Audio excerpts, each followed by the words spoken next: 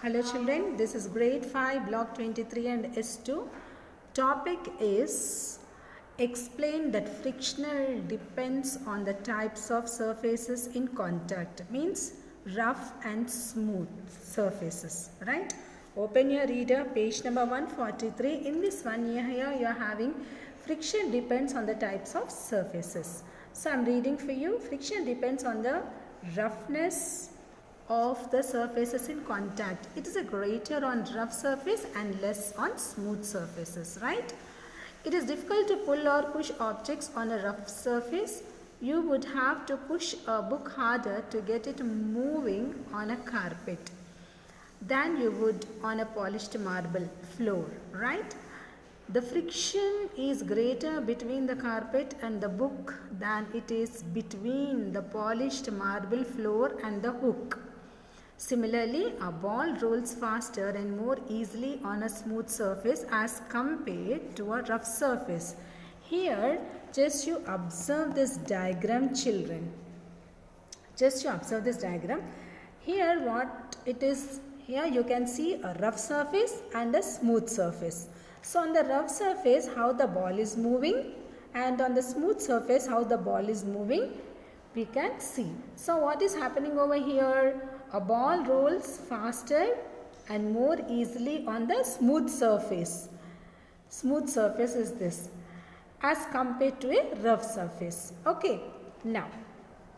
So why? Because friction depends on the types of surface. So now I want to ask you, what is friction, right? So here when we see, how is friction useful? How is friction useful? Friction is useful. Friction helps us to walk, write, hold our spoon when we eat, stop a car. In many other activities it will be helpful. And to walk, to hold things, stop vehicles by applying brakes and light matchsticks due to friction. Okay, so we would not have been able to do many day-to-day activities without friction. Right, children? So where is friction is more? On wet surface or dry floor? You are going to learn today. Right, children? Today we will find out how friction changes with the types of surface, right? So we will go with one small experiment, right, children? So now to do the experiment, we have to take one spring balance. Okay, so what is spring balance? Here I am showing you. Here, can you see this spring balance? Just you observe the diagram of the spring balance over here. This is spring balance. Okay, so this is a hanger. Okay, pointer, measuring scale. This is the pointer. This is the pointer and this is the measuring scale. Okay, so here you can see a spring pulled down by object, and here hook is there, and to the hook the objects are hang to the hook. Okay, so now how it works? The spring balance, how does it work? So this spring balance, how does it work? A spring scale or spring balance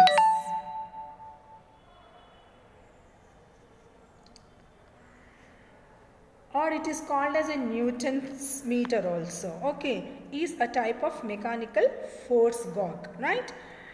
Or weighing scale, right, children? It consists of a spring fixed at one end with the hook to attach an object at the end. So on the whole we can say a spring balance is used for measuring weight or frictional force. This is the spring balance. So observe carefully. You also draw the spring balance in your reader, in your classwork book on the left side of the page. Right? So now I will explain you now how to do the experiment now. See, how to do the experiment means just you predict. Predict means just you think of. What will happen when you use the spring balance to pull the wooden box? Okay, so just now I showed you this spring balance, isn't it? So to this spring, take this spring balance. Okay, so to this hook, what you have to put? One wooden block. one wooden block you have to put. Small wooden block you have to put, and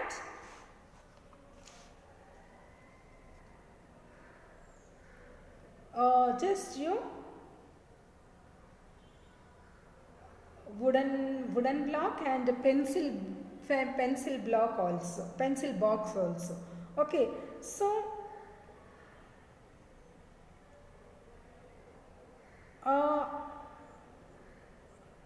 just you push this box, hang this pencil box and the wooden box, and use the spring balance. Just you pull it. Just you pull here. From here you have to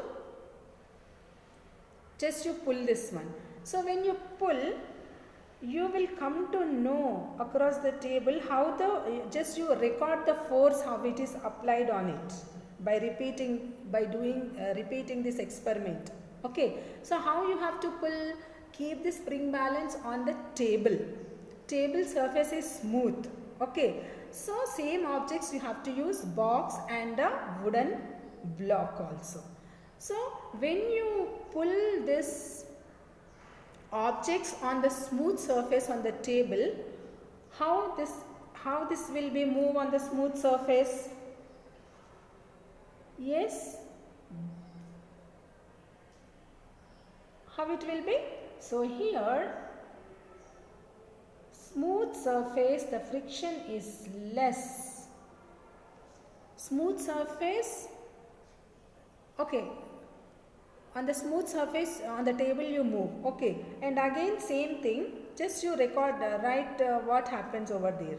And again what you do, same thing, you take block and wooden block and also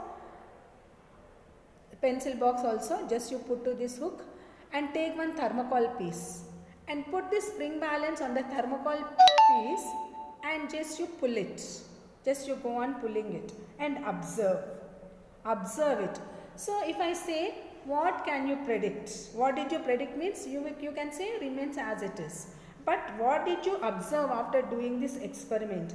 So here what did you observe? The surface of the thermocol sheet is rough as compared to the table. Right, children? So the spring balance tells us force required to do an activity. Right? So in this case, it tells us the force required to pull the block or box on the table and on thermocol. Right? So the spring balance showed that more force was needed to pull across the thermocol. Right? So on the table, fast you have pulled, but on thermocol, you needed more force to pull. Why? Why was it more difficult to pull across the rough surface? Why? Because thermocol is rough. You know, no? Thermocol surface, just you touch it and see. It will be rough, isn't it? So, there is more friction between the two surfaces. Means two surfaces means thermocol surface is rough and at the same time when you see table surface is smooth. So more force is required to overcome the force of friction between the thermocol and the box block. The force of friction increases with roughness of the surface. So more force is required to overcome that when objects move. Right, children? So now here I want to ask you one thing. How does friction help us to walk? Why is it difficult to walk on wet surface? So before that, okay, walk. So here, what else do we need? Rough surfaces, and where do we need smooth surfaces? Okay, so here this is also one more, wet surface and smooth surface, and at the same time here dry surface, wet surface and dry surface, and in this one you did with the spring balance, smooth surface and rough surface. Now one more experiment, dry surface and rough surface. Okay, so here friction help us to hold the feet or shoe to the ground when friction is more on the rough surface. Okay, so friction will be more on the rough surface. So it holds the feet or shoe more firmly to the ground. Okay, when on dry surface. So the friction is less if the floor is wet. Right? When mama she washes the rooms and all, the surface will be wet, isn't it? So we have to walk carefully as we tend to slip, isn't it? So we make the surfaces smooth when we want less friction. Like when playing carom also. When you are playing the carom, you will see the surface of the carom board, isn't it? So to make it smooth, what you will put, what you will apply on that one? You will apply some boric powder and all. You make the surface very smooth and you will start playing, isn't it? So that the coins will slip and it will fall into the box, isn't it? Okay, right. So this is the lesson, children. So here, today you have learned. Here, when you see, again I'll repeat it here. A ball rolls faster and more easily on the smooth surface. Okay. Hello children, open page number 146 and see question number 4. How is friction useful? So here, friction is useful to ride, walk, hold things, stop vehicles by applying brakes and light matchsticks due to friction. Okay, so here we would not have been able to do many day-to-day activities without friction. Till there you have to write. Now we will go with question number 5. Lata was mopping the floor. She told her children to walk carefully on the wet floor. How does this relate to friction? So what answer you will write? Friction is less on the wet floor, right? Due to this, the foot or the shoe does not hold the floor tightly. So what happens? So one can slip. That answer you have to write. Now we will go with workbook. Turn to page number 35. Rough and smooth. Observe the pictures here. Car to stop. So here, rough surface. Friction is more on the rough surfaces, which helps to grip the tire to the road better. Now second one, B, you see carom coins to slide. Here smooth surface. Friction is less on the smooth surface, so coins will slide easily into the pockets. Okay. Now we will go with C, boy to walk. Rough surface. Friction is more on rough surfaces, which help to grip, hold the shoe to the ground. Now we will go with luggage to roll. Smooth surface. Friction is less on smooth surface, so it will be easier to pull the luggage. That answer you have to write. Now we will go with second one. From the above examples, state when you think about these examples, about this one. A, friction is good. When we need to walk, friction is required to have a stronger grip, right? Now, friction is bad. When we are pulling luggage, friction is bad as we will have to pull with larger force. That answer you have to write. So, whatever the work I have given for you, complete the spring balance diagram neatly, children, and question answers neatly and correctly in the class workbook as well as in the worksheet also with pen. Thank you.